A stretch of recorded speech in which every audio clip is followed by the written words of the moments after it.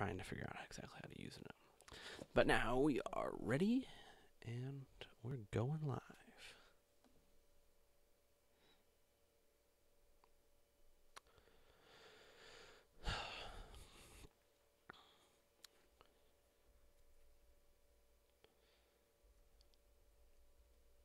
So now I believe we're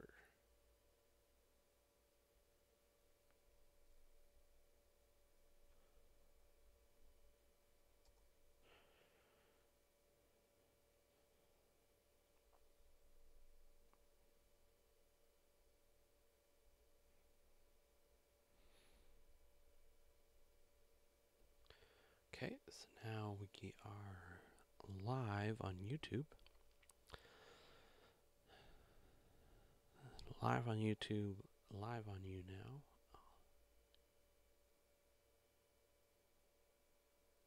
Looks like it's just me out there.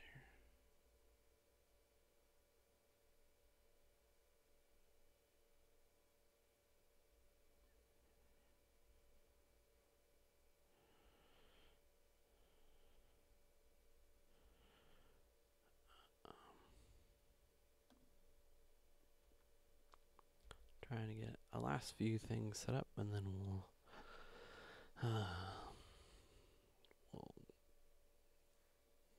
roll.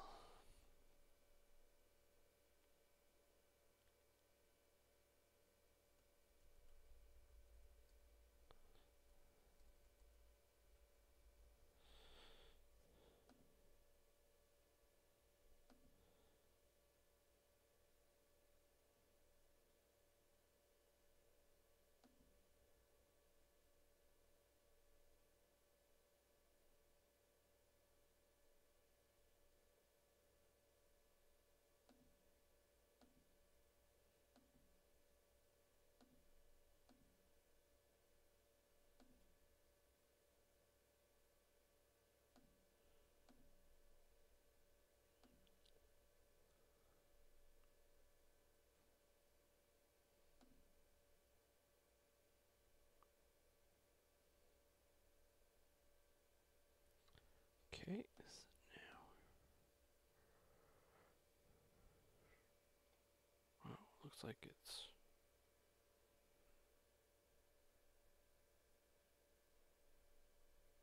chopping it off for some reason. What is that?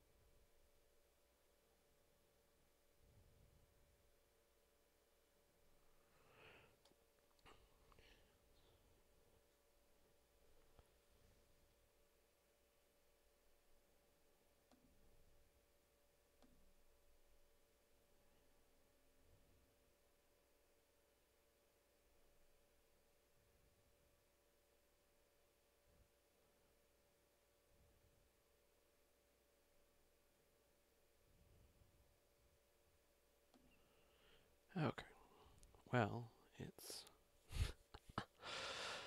now 8:40, and so I think it's time to roll with this week's. I'm ready to roll, ready to start the show.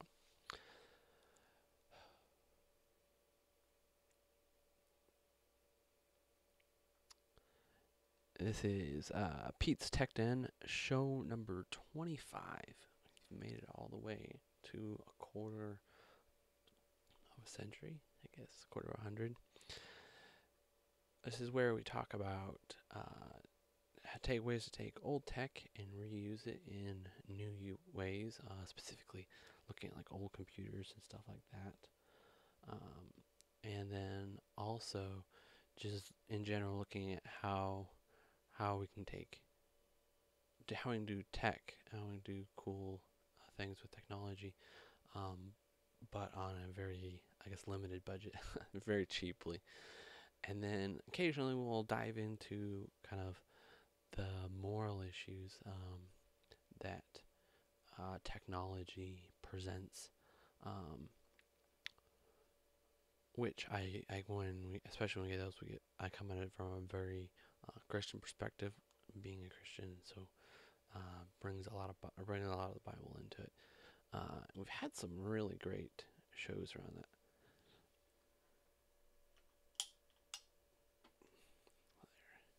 Um, so overall, we have a lot of fun. You can come out and join us. We broadcast out on now.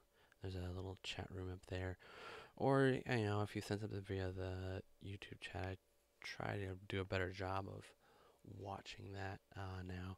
Or you can always just pop out to the website, petestechden.wordpress.com. All the shows get posted out there. And then you can also find us on YouTube and Facebook by that, Pete's Tech Den.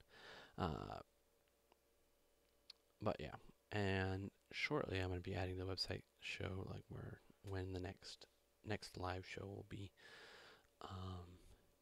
Just because I feel like that would be something that would be helpful to you guys. But yeah, so this show we're going to talk about a smattering of different things. Some things that I've been messing around with recently, and add some cool things with technology and stuff. The first one, probably you guys probably heard about it, although I didn't hear about it until lately.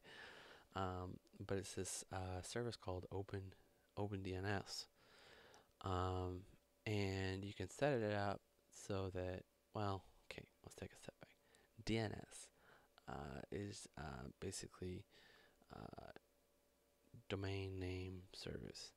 It's basically what allows you to be able to type in, say, petestechden.wordpress.com and get my website. There's a specific IP address for it that's been registered with, you can register your domain name, like for any website. And so what it does, basically, it allows this domain name service allows you to translate what that domain name refers to, the IP address, which allows you to get around websites a whole lot easier. Guys, trying to remember, say, google.com is a lot easier to remember than a 4 sets of 3, well, usually like 2 to 3, mainly 2 to 3 digits. Sometimes there's 1 digit ones. So that's going to get fairly complicated to remember. Not as easy to remember as a domain name, like google.com, like petestechden.wordpress.com, amazon.com. It just makes it easier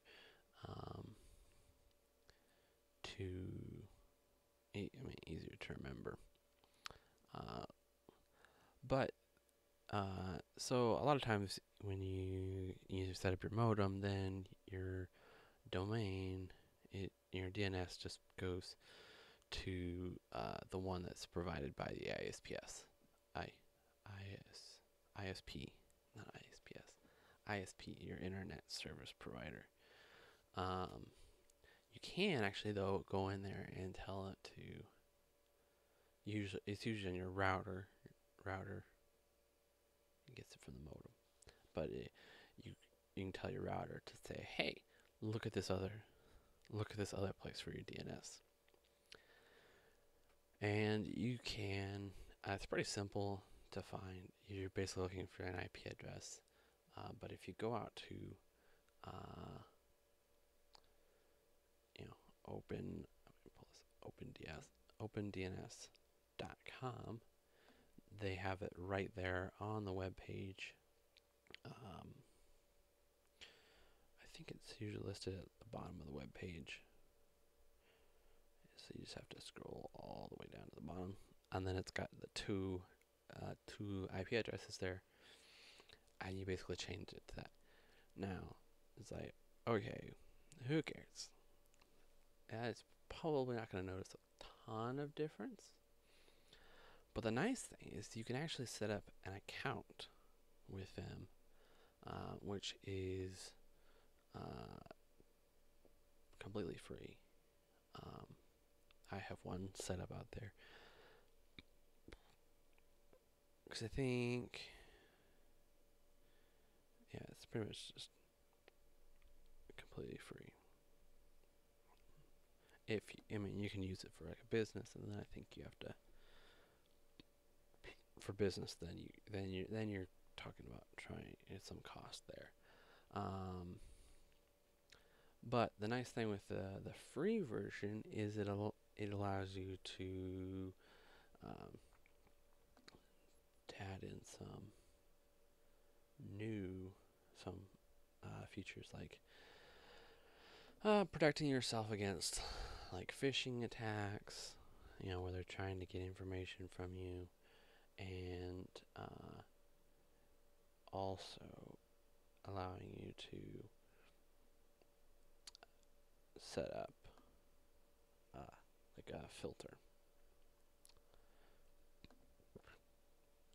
so that you can like filter out for different things. Now you can go with their basic, high, moderate, low. Make sure. Oh yeah. Well, if you go to YouTube and watch this, I can show you my screen. Sorry, I can't. But you can basically show your high, moderate, or low, and it just basically looks at your category, or you can say custom, and then you can just pick the categories. But you can, block all kinds of things. And that's just your basic, your web filter. And then you can look at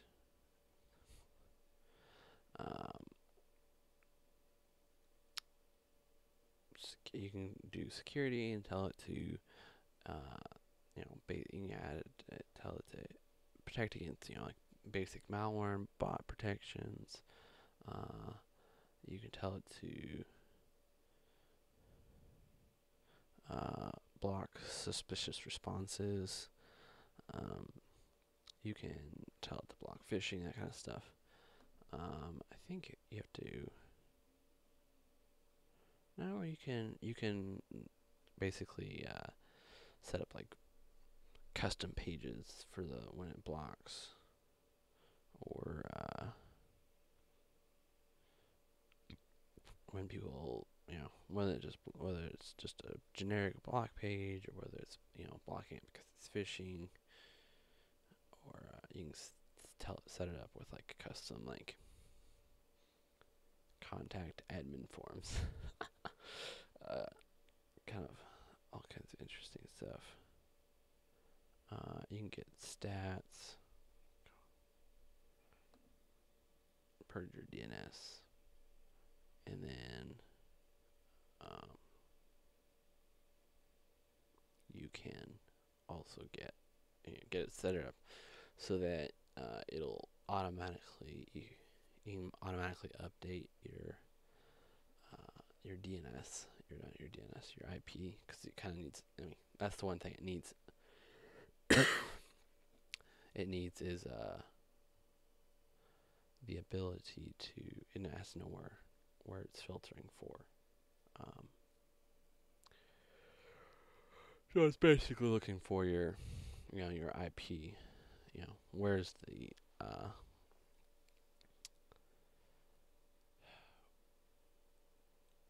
where are the requests coming from? And so for that, you can set up to, if you have a dynamic IP, so this would be your external IP. Then it's going to be changing, and you can set it up so that it'll auto change by setting up a setting it up to automatically update your IP address. And what you do is you download basically just use little utility. You're probably gonna stick it on some kind of like a desktop computer, probably something that's gonna be kind of stationary inside your house. So probably not a laptop. And then it just, because it's gonna know what your external IP is. It can ask the router, and then it just reports back to OpenDNS saying, "Hey, this is my external IP." Once that's set up, then you can pretty much kind of forget about it.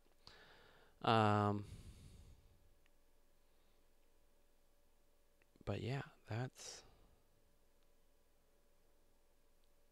OpenDNS. It's a fairly simple tool, fairly simple to just set up.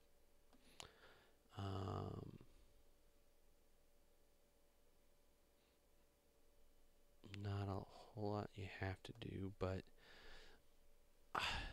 I like this because I've been trying to set up some. I've been looking at like content filtering, which obviously this isn't quite content. Content is just looking at web pages on my router, because I've got a pfSense, and it's just super complicated, and I couldn't get it to work the way I wanted it to.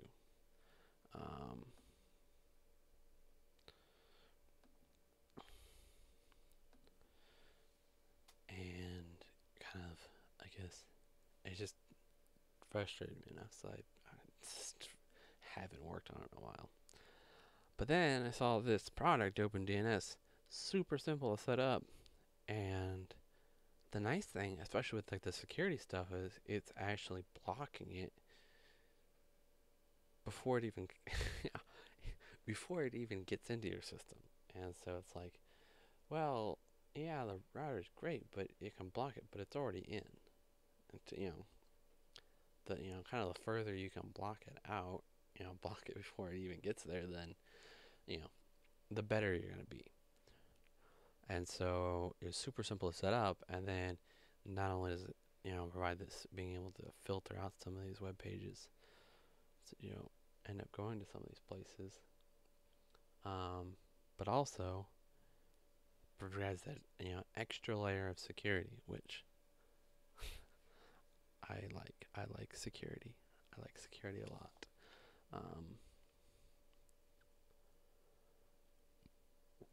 Plus, I'm pretty sure there's a way to. Let me double check this.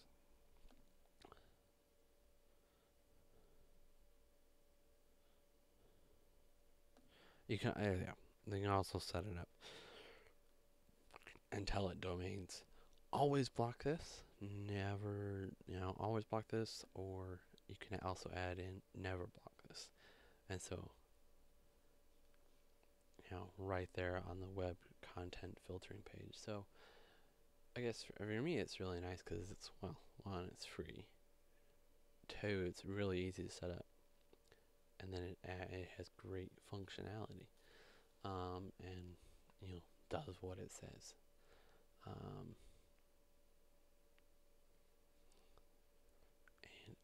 just, it's really easy. A good good broad, nice array of categories to kind of not be too uh, not too narrow and not too broad. Um, and I went through and set up ones, and I haven't had a time where it blocked something where I didn't want it to, and then not having times when it doesn't. Um, although, I mean, when you're going in and changing and telling it what DNS, because you have to set it up, you have to set that part up. Tell it to talk to these, to go to, you know, OpenDNS's DNS servers. So you have to put those IP addresses and make sure that you tell it not to allow it to be overridden by your internet providers, DNS servers that it's telling you to use, kind of things. So, I mean, but that's fairly simple to do. And I can show you how I set it up. Pull up my router.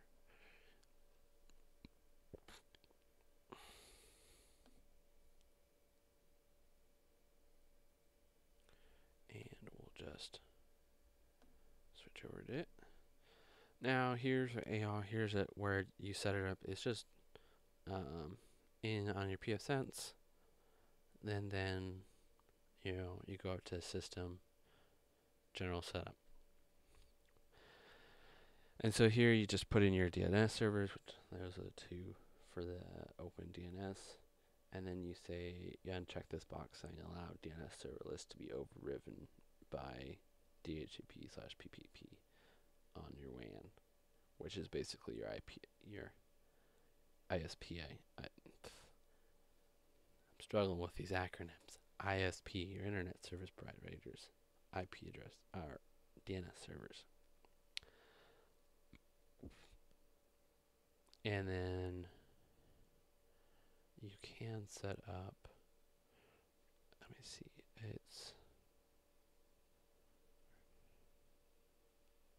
yes, here, dynamic DNS. I haven't gotten this one quite working for some reason. Maybe that's what I need to do. For some reason,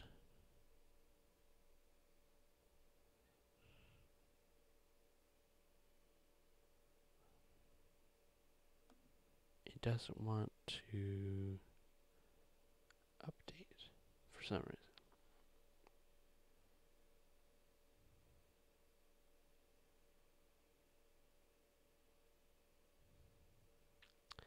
I think it's because it wants an actual host name there, which I don't have.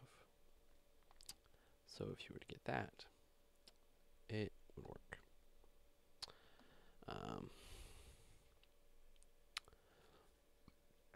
But yeah, so that's OpenDNS. Probably easier. That was last time I was showing you. There was a way to have your pfSense automatically update your IP address, so you wouldn't, that would be your computer.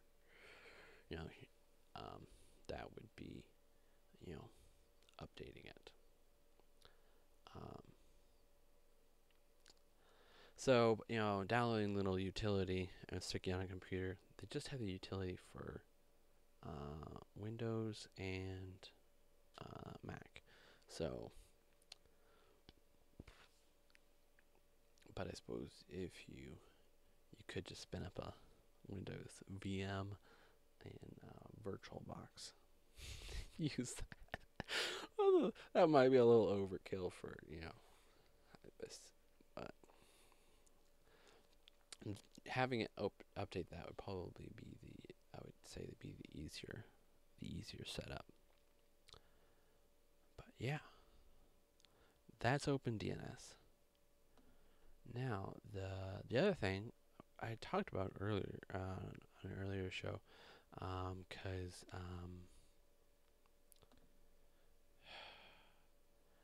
back in, I don't remember what, it's been probably, I'm guessing 8 shows ago.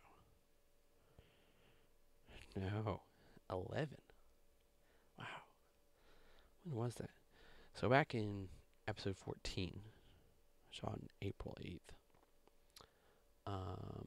I talked about I had gotten a smartwatch, which I believe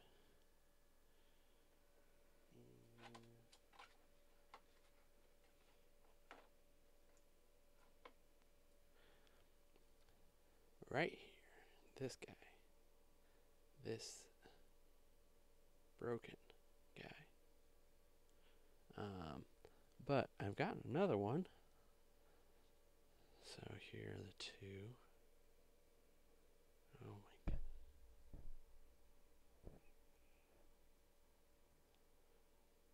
As you can kind of see, this one, this one, a little bit bulkier. This one was just a cheapo, off-brand, made in China, cheap one. I think this one was like 30 bucks. It worked okay, pretty good, until the plastic, which is just cheapo plastic, broke. And now the band, it's pretty much shot. I don't know what else. Not sure what I'm going to do with it. So then I picked up this guy, which you can actually see. That's it's got an always-on screen. This is the LG G Watch. It's not the newest and greatest, but it works fairly well. But with the watch, that's what it does when it wakes up. But it's very much different in the way it functions. It's your traditional Android Wear, and so it the other watch, when you had your, I think it was the other one, you had your apps.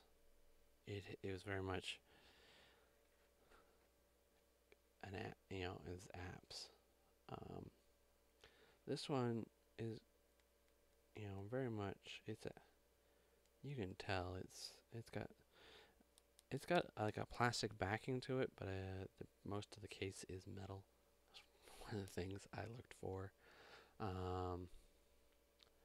But I don't know if I have any. I don't have any notifications. Well, actually, they do have a way of sending basically test kind of notifications to your watch. But like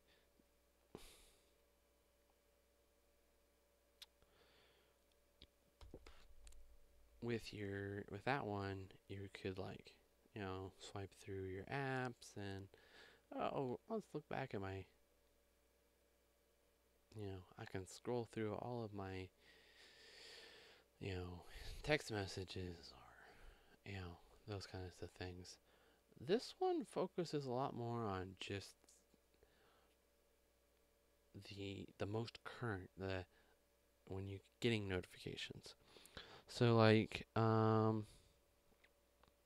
you can get an incoming phone call, which looks like that, and then you can either swipe from that way to pick it up, or this way to say goodbye.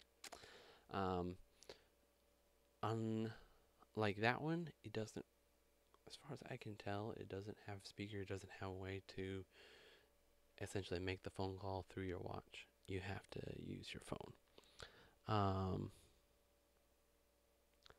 It's a little bit of a downside, but for the most part, I guess I don't really pay attention to it. You can also get these. The other way you get notifications is, um, oh, I'm trying to find something. Let's do this. I don't know if you can see that. You can kind of see it. It pops up like that. When it wakes up, it kind of shows like that. And then you can scroll up. And then if you were to have more than one notification, then you can kind of keep scrolling. On the weather one, you can get your more than one. There's your. This is hard to see. But the really nice thing that you can do, because I mean, you get your notifications like that, you text. It'll sometimes group your emails together. Where it'll list off the first one, and you can kind of see a small preview of it, which would be who it's from, subject line, and then however much of the message they can get in there. But then if you have more than one, it'll say plus however many. So it's going to be +3, and if you tap on it, then it'll open up, and you can pop through. It'll show one email per screen, and then you can just swipe down through them. But the nice thing about being able to use this is it still does have a microphone. I don't know if you're going to be able to see it. It's right there it's on the bottom side of the watch. So when you have it on, it's going to be pointing towards you.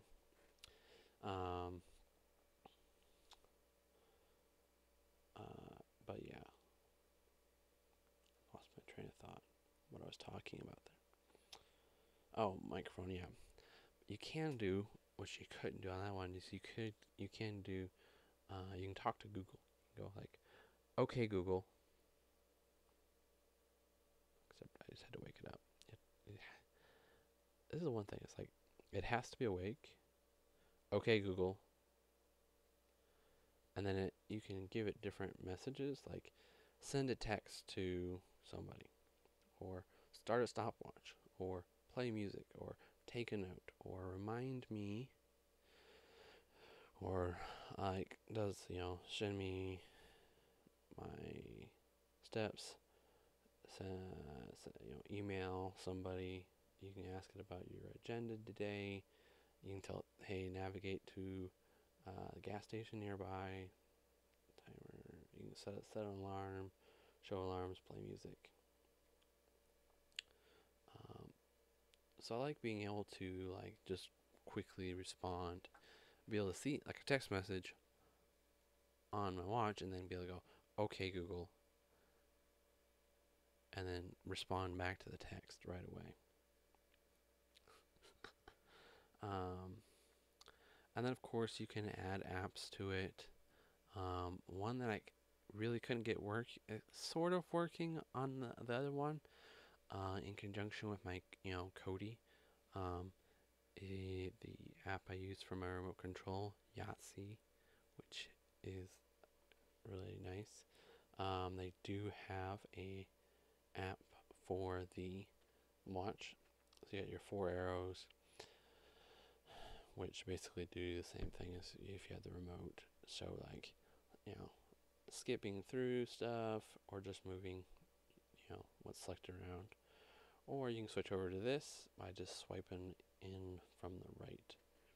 And then you can see what's playing. You can hit play, pause, fast forward, rewind. And then one thing I found, which is kind of interesting, is that you can, if you swipe in from the top, you can control. Okay, let's see. If you swipe in, say from the top, you can control the volume. Swiping down makes it quieter. Swiping up makes it louder, which is kind of nice. I found it a few times where it can be a little bit slow to respond. but overall, really nice. Like having that. Um,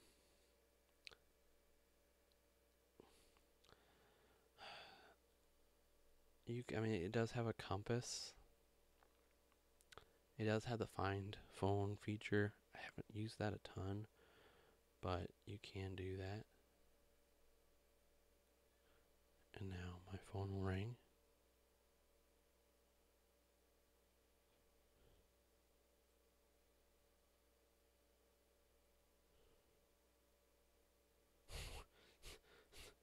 Okay, so it just said he couldn't ring my phone. I don't know why.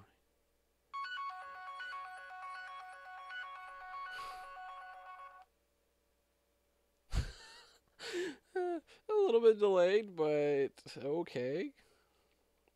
Um, I have a phone finder, which is an app I picked up,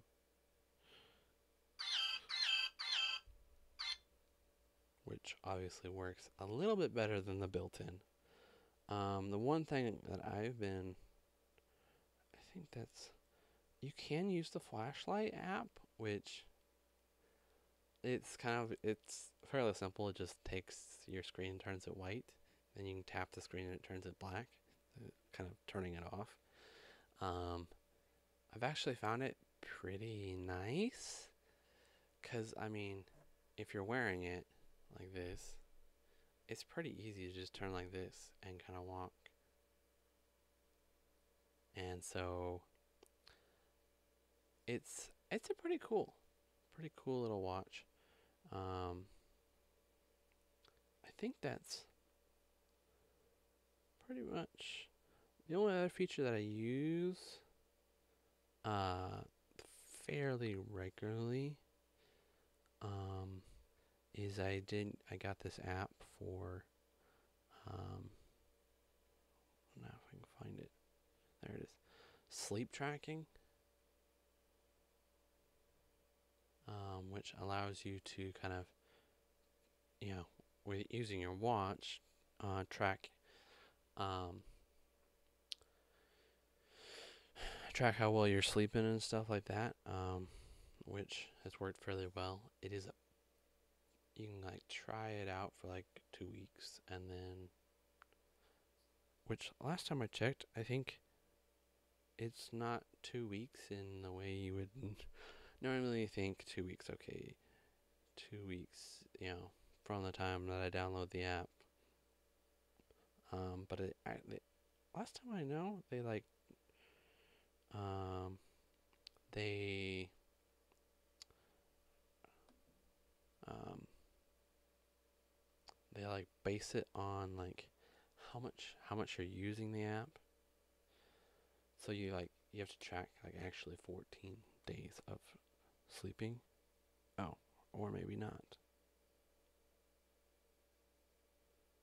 Huh.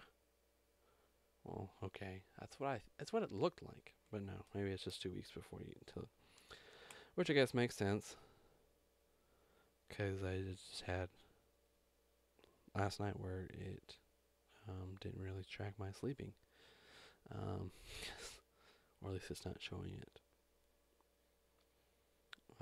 because it says, "Hey, your trial is expired."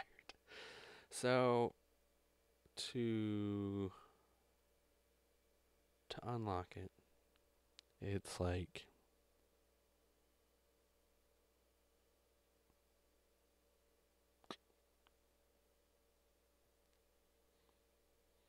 it's $4.99, so it's like $5. So not bad. I found it fairly interesting, just to kind of get some insight into like how how do you quantify a good night's sleep, I guess. And then probably the last thing, well, I guess, is that like when you I don't think I don't have any notifications right now, which is a problem. Um, but they do have a way of basically scrolling through your notifications, um, without touching your watch, which I didn't really use that much until like a couple days ago, and then it's like it takes a little bit of getting used to just the way to do it. Um, see if I can.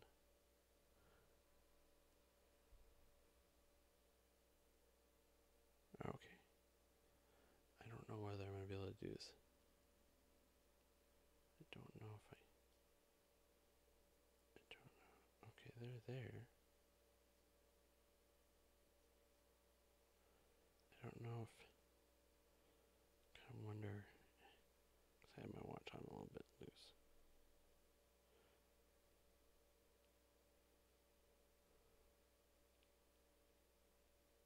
Okay, now.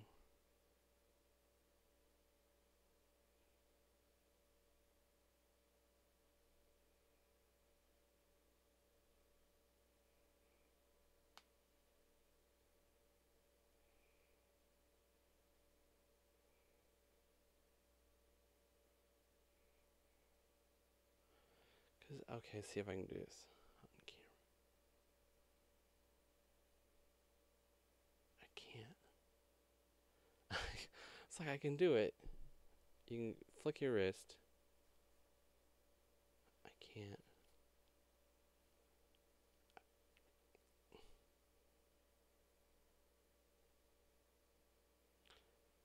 Because basically you like do that motion, and then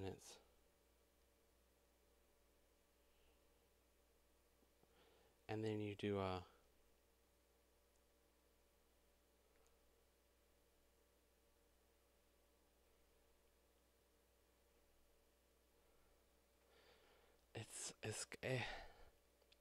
It's really hard to explain. It's a lot easier to just to do it because you have to have it. It has to be awake, which a lot of times when you bring it up from, but you kind of go just a quick boom boom, boom boom, boom boom, boom boom, boom boom, like that, and that scrolls down, and then you kind of go down, and then you'll slow back, quick back up, and then it'll scroll all the way back down to this, and then you can do it. Oops, I accept. And then you can get it all the way back down to this. And so you can literally be looking at it and just scroll all the way through your notifications, all the way back up, without touching your watch at all, like without having to do it with your finger. Which, like the first time that I really did this with this guy, is when I was carrying a package in one hand, and I wanted to look at my notifications, and they have like one of the first times when you connect it, it'll like show you and walk you through, like kind of like saying, hey, this is how you do this, how you do this. I found that was helpful, but some of the actually doing it, you kind of have to, you have to practice. And it's the easiest way to kind of get down how to do it. But it is super nice to be able to do that. As something that's like, it's not something like when you go looking for a smartwatch, your first question isn't, oh, can I scroll through my notifications without using my finger? But it's really nice, like to be able to do that. And I've just found with the LG G Watch, just the where you have the operating system, kind of the same kind of operating system because it's based off of Lollipop. When your watch and your phone are both running Android, it can be super. It helps it function better together. They mesh better, and you just get a lot better experience. Um, which is something that I really, really enjoy.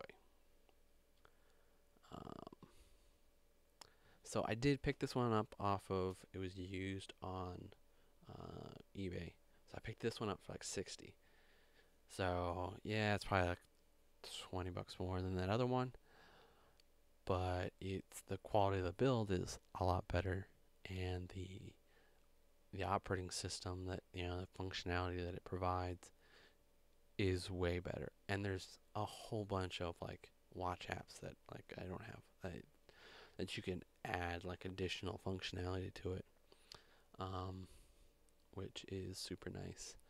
I got the charge base station and the other, but the charging station is, it basically is just like a square. It's basically the same size as it's basically the same size as this, and it just attaches to the back using magnets. So it's just magnetic, and you can see those row of pins. It just has set pins. So there's one way it gives in, but you just basically, it's just got something that just sits there on the table, and then you can just, and it, magnetic. You make sure it lines up. You kind of make sure it's sitting flat in the thing, because it kind of has like curved edges. Chargers fairly fast. I haven't really timed how long it does. It easily lasts a day. I can pretty much charge it. Actually, I charge it up, and kind of the way I've done it is I usually charge it sometime when I it's usually like right before I go to bed. Um, at home, and I let it charge, and um, then I can wear it while I sleep, get the sleep monitoring, and then it easily lasts the next full day. I mean, it could probably last like a day and a half, I would guess. So it's yeah, you have to charge it up every day, but I feel like I mean, you don't ever have to worry about it running out of charge. As long as you charge it up the night before, or you know, or you could even, if you don't want to do a sleep monitor, you can even charge it while you sleep, and you'd be fine. I mean, um, and yeah, it's just I've really been liking it.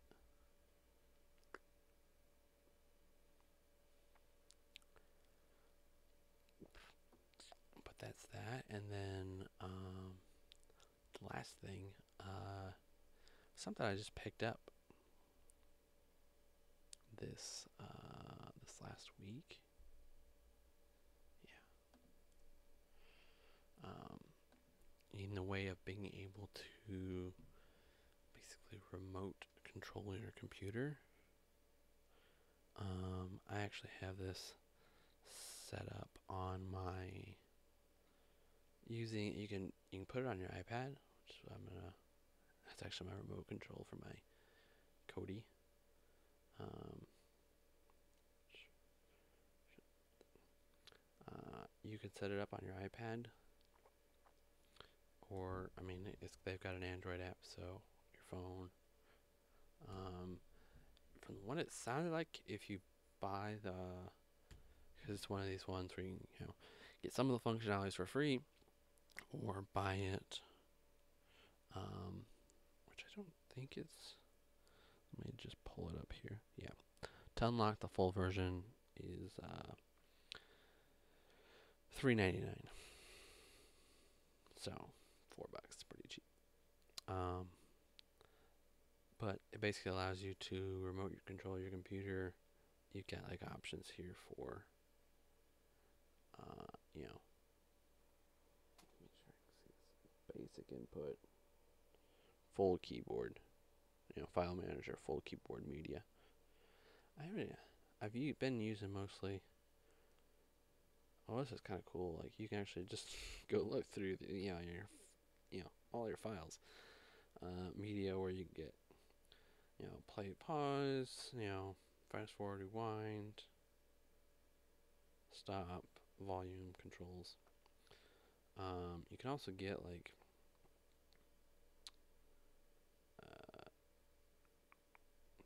oh here.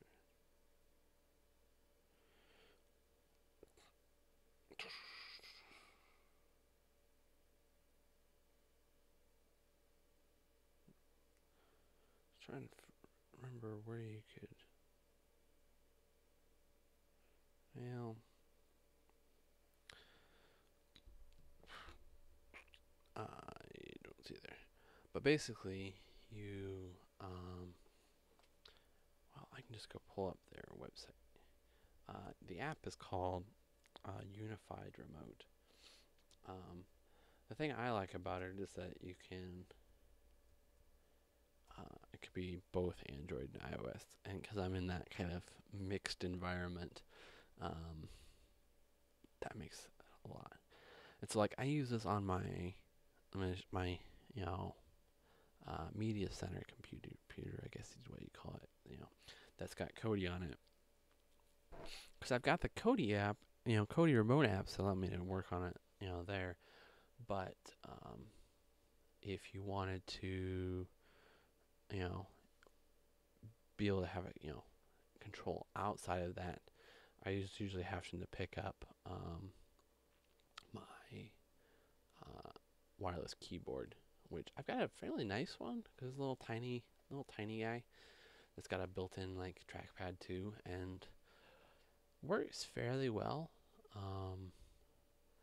But it's like if I could, you know, pick up a device and have it control everything, that would be great, you know. And I mean, I feel like that's what you want. Actually, looking at the website right now. Let me pop over to it. See here, you can see the different kind of remotes that it has. It's got ones that are customized for like power, the scroll wheel, slideshow, Spotify, start launcher, task manager, Windows Media Center and player, VLC, YouTube, and it's got 40 of the plus of the premium remotes. So you got a custom remote, the Boxy, BS player, CD, DVD drive. That'd be nice. Chrome, command line. That'd be nice too. It's got one like for Firefox. Some of these I don't recognize what they're for. There's Google Music, Hulu Desktop, Google Presentation, Hulu Web, Internet Explorer, iPhoto, iTunes, Keynote, Mac OS X, Magnifier, Media Portal, Monitor. Ooh, I wonder if I could. That one would be really nice if I could get something where, like from my iPad, I could turn the TV on. That would be just there's Netflix, Opera, Pandora. I mean, they've got like an app. They've got like a remote for like everything you could ever want. There's PowerPoint, Plex.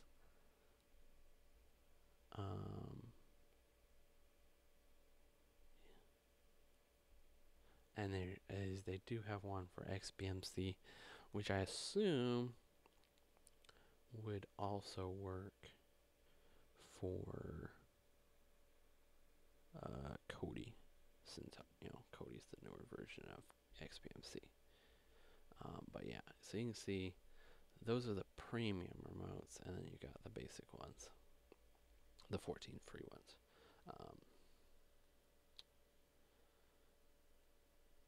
And of course, you can do custom ones, which I think you basically have to write the code for it. Thing like they kind of give you the infrastructure. But yeah, so $33.99 to unlock the 40 premiums, which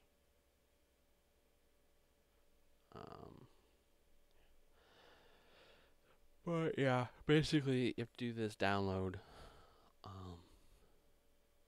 for, because you have to download basically it's kind of a server that um, that runs on your computer.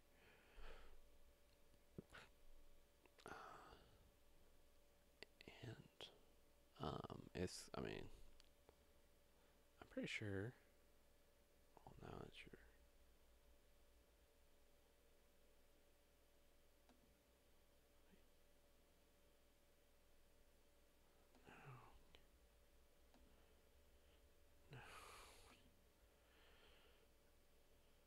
How am I hitting?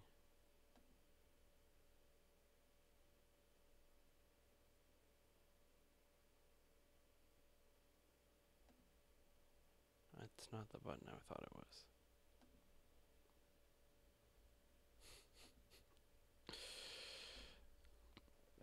And I mean they've got some servers for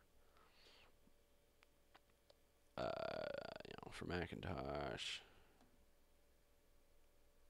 Yeah, here. For Windows, XP and up, Macintosh, Linux, other operating systems. You can get embedded ones for like Raspberry Pi, Chromebook. So pretty much everything you'd want.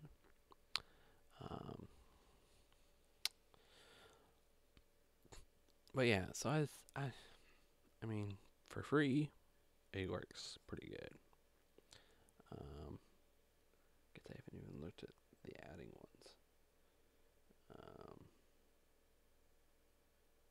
But yeah, it's worth. I mean, I've been using it just to. I mean, most of the time it's just like the basic. Like it just basically makes your screen like an entire your entire screen a trackpad kind of a thing, where you can like. I mean, you can do cool things you can do like on the Mac, like tap with one finger to left click, two finger to double click, two finger scroll. You're pinching to zoom in and out. Long press and move to drag. Tap once to release drag. And then you've got down here at the bottom of the screen, which I guess you can't really see very well. You've got the ability to pull up like your keyboard. So like it's like, oh, I'm using the trackpad. I can use it up here, and then I can also type. It's got some of the keys that your tablet keyboard's not going to have, like your Windows key, Control, Shift, Alt, Escape. It's got two different pages, so you can get your F keys, insert, page up, page down, tab, arrow keys. Oh, that's nice. I was kind of wondering where the arrow keys were. Now I know. You can also hit in the other corner to get like basically music options, where you're getting your play, pause, skip forward, skip back, and then your volume. So it's a nifty little app, and I mean, I guess the thing I like most about it is that you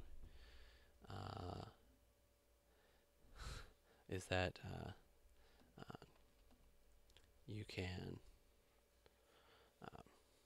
is that it runs both on iOS and Android.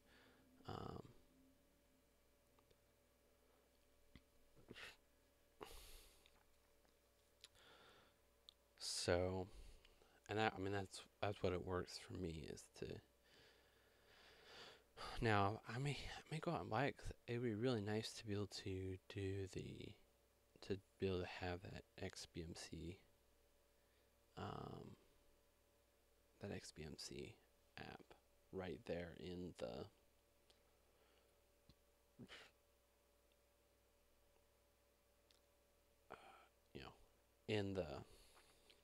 in the app, and I have to switch back and forth between apps. That's that can be a little bit of a pain.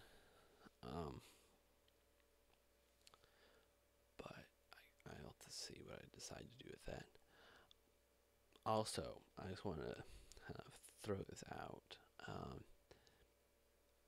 Kind of the end of the show. If you've hung around for this long. I guess I should check. I always get distracted and away from the YouTube chat.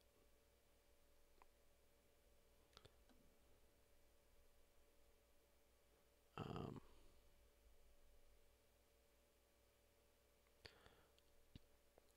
but what was it? I think it was 2 weeks ago. The show that I was before taking a week off. We talked about, or I talked about kind of again, just like how you use money and like trying to not just like not just save for saving's sake, but to be able to use your resources to impact. And I did. I guess I made my first little bit of a contribution starting. It's like, okay, gotta get started on this, because like, um,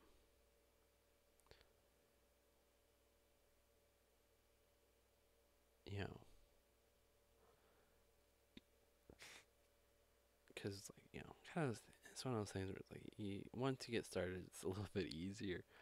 But so I made my first contribution back to a piece of software, which in this case was Cody. Made a little donation back to them, since I'm using their software. It's for a front end for your media center is pretty great. But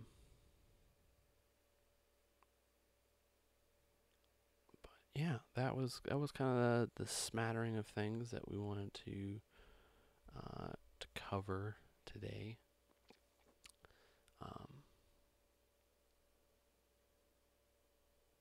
But yeah, so that's the show. That is the show.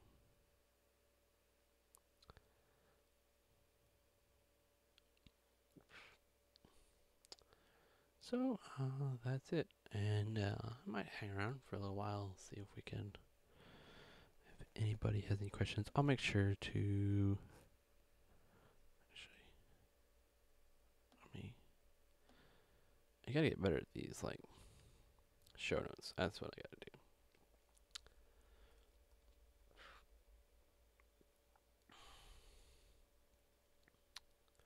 I will save these links and we'll throw together some show notes once YouTube gets it. But yeah. Well, hopefully you found some of this stuff interesting. It's kind of some of the stuff I've been looking at, really working with recently.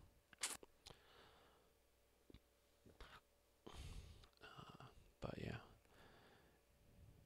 Hey, is that devil steak? Got any tech questions? Any questions? See if I can get somebody. I still haven't gotten anybody to ask me a question. And I've been on here for like an hour.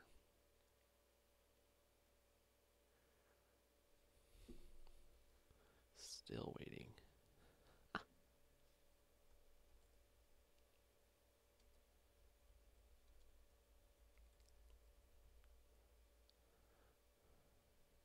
Gigabyte?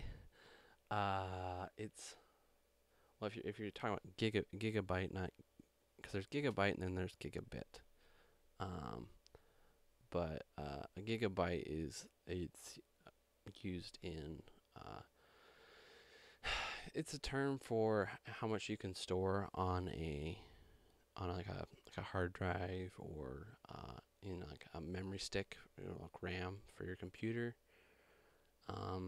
And I guess it kind of operates a little bit kind of like the metric system, where you kind of have like say like a meter, and then you have a kilometer. And so like a kilometer is 1,000 meters. And so a gigabyte is it's 1,000 megabytes. and 1,000 megabytes. No, and a megabyte is 1,000 kilobytes. Right, kilobyte. Yeah, okay, yeah. And so it's just a measurement for um, how much data you can store. I don't know who first came up with it, but hopefully that helps some. Uh, but Ken, you got any questions? You just feel bad for me, really? Oh, thanks. I guess I don't know. What is a motherboard? I have no idea. A motherboard? Oh, a motherboard? Okay, I was thinking a mother, you know, like my mother, and a board, but then a motherboard. Well, the motherboard is what you connect all your, I guess your processor and your, uh, it's kind of like what brings together a bunch of pieces, a bunch of parts, and kind of brings it together. And because it's got you could bring in, external things like mice and keyboards, and your external hard drives and printers and that kind of stuff from your ports, and then it brings together, your processor and uh, you know memory and your hard drives, and it brings in the power, and then it kind of shoots out this product. But yeah, so you just installed one. What brand was it?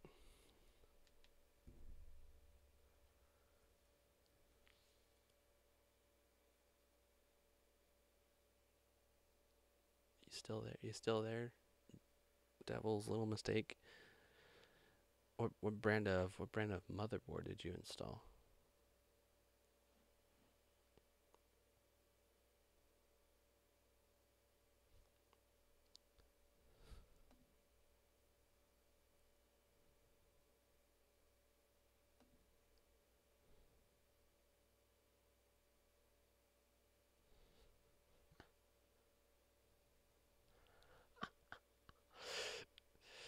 Oh, okay. So you don't. I don't know.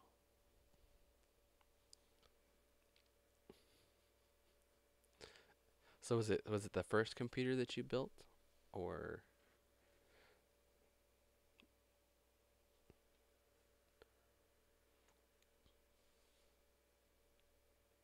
sweet? So did you enjoy the experience of being able to just you know being able to say I built my computer? Uh, I find it always kind of fun.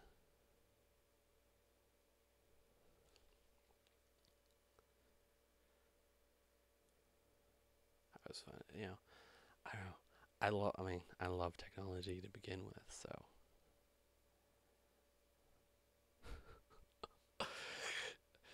well, hopefully your hand made it out okay.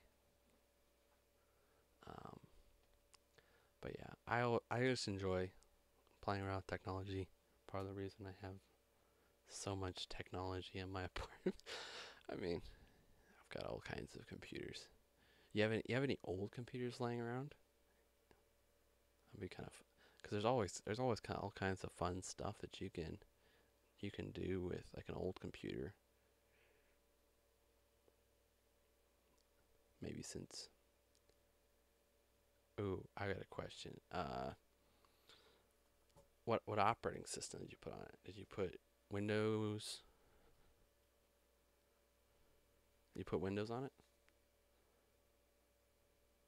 Yeah, I never thinking about what's in it. It's always kind of cool to be able to see like how things actually work. That's always kind of fun to know all the inner workings and stuff. But did you put Windows on it, or did you go with Linux? Linux maybe, or or did you build a Macintosh one?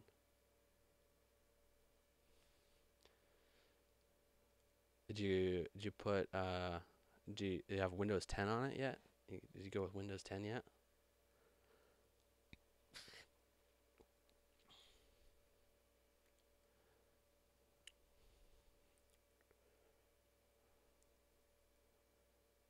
Or did you probably Windows 10 or well, do you have Windows 7 or 8 then? Because if you have Windows 7 or 8, then um you can actually upgrade to Windows 10 for free. It doesn't cost you anything.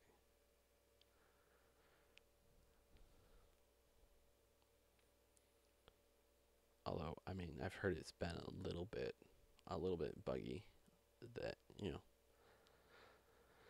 can always wait, maybe wait a couple months. By then, they'll have all the bugs worked out. And but yeah, I mean, if you ever want to upgrade to it, I mean, it's for the first year. You can upgrade from anything from Windows 7, 8, 8.1 for free. Um, which I mean, that's the first time that they did that.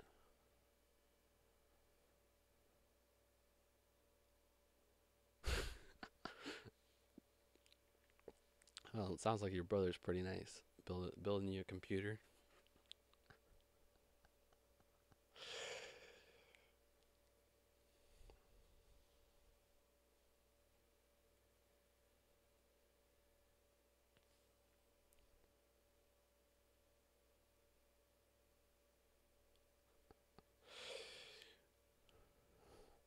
So I guess now you're probably ready to build your own computer by yourself. Great. Well, you're my first fan. 'Cause I mean, been on here, but haven't gotten a whole lot of people to listen. They kind of pop in and out, but yeah, first fan.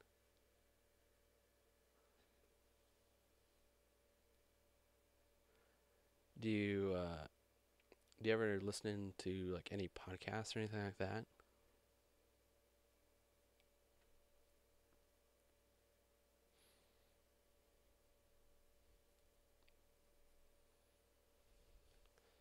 They're kind of like radio shows online. Sometimes they get like you can do like video stuff, broadcast video live. It always makes it kind of fun.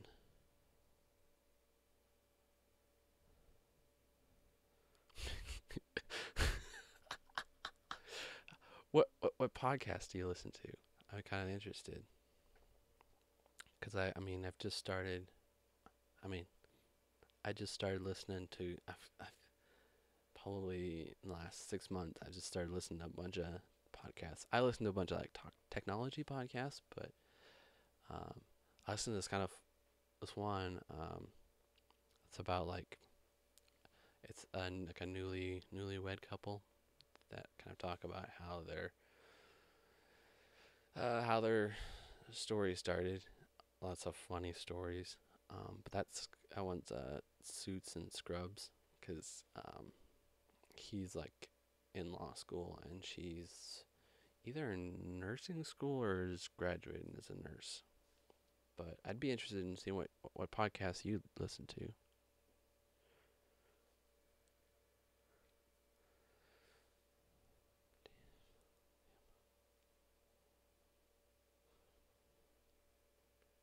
Okay. I guess I don't listen to I haven't seen any of those. Like what are those ones about? Are they or I guess what's your favorite of those and kind of like what's the like the gist of the show?